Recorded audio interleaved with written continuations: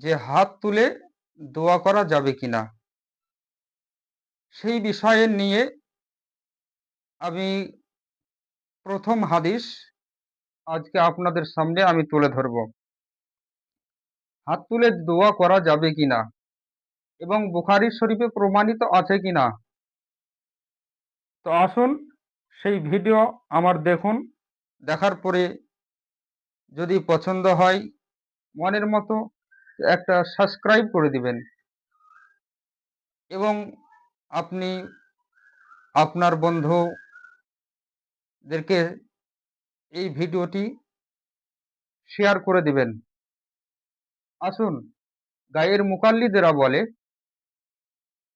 ওহাবি নাসদিরা বলে যে হাত তুলে দোয়া করা কোনো জায়গাতে লেখা নেই। তো আজকে আপনারা কয়েকটি হাদিস আছে, তার মধ্যে একটি হাদিস আজকে বুখারী শরীফ থেকে প্রমাণিত দিব। আসুন, বুখারী শরীফ থেকে প্রমাণিত হচ্ছে হাত তুলে দোয়া করার তৃতীয় বর্ণনা। আজকে আমি তৃতীয় বর্ণনাই আপনাদের সম্মুখে তুলে ধরব। এরপরে আরো প্রথম এবং দ্বিতীয় হাদিস আছে, সেগুলো আমার পরে ভিডিওতে জানিয়ে দেব এবং এই বিষয় তুলে ধরব। আসুন, বুখারী শরীফ প্রথম খণ্ড 127 পৃষ্ঠা, কিতাবুল জুমআ, অর্থাৎ জুমার খুতবায়ে বৃষ্টি জন্য দোয়া করার বর্ণনা। হাদিস নাম্বার হচ্ছে 933।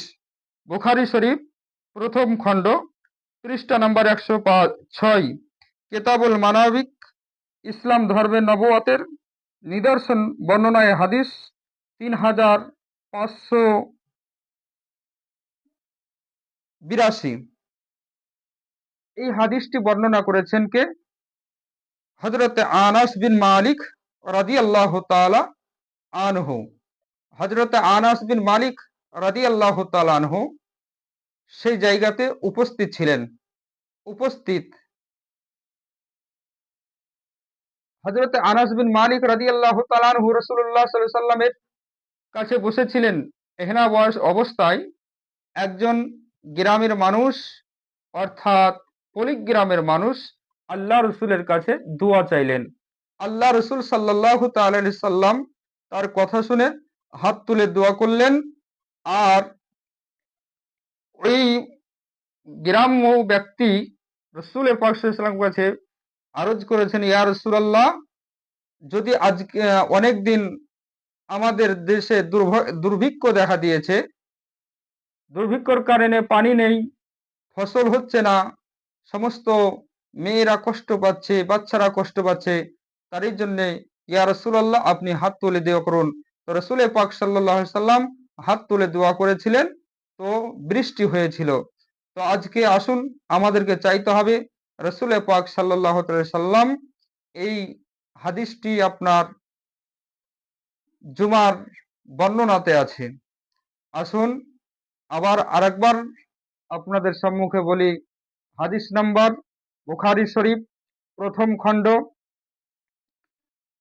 127 পৃষ্ঠা, কিতাবুল জুমআ, অর্থাৎ জুমার বর্ণনায়। তারপরে আপনার প্রথম বুখারী শরীফ প্রথম খণ্ড 106 পৃষ্ঠা, 506 পৃষ্ঠা, কিতাবুল মানাবিক, ইসলাম ধর্মে নবুয়তের নিদর্শনের বর্ণনায় হাদিস নাম্বার হচ্ছে 3582। আসসালামু আলাইকুম ওয়া রাহমাতুল্লাহি ওয়া বারাকাতুহু।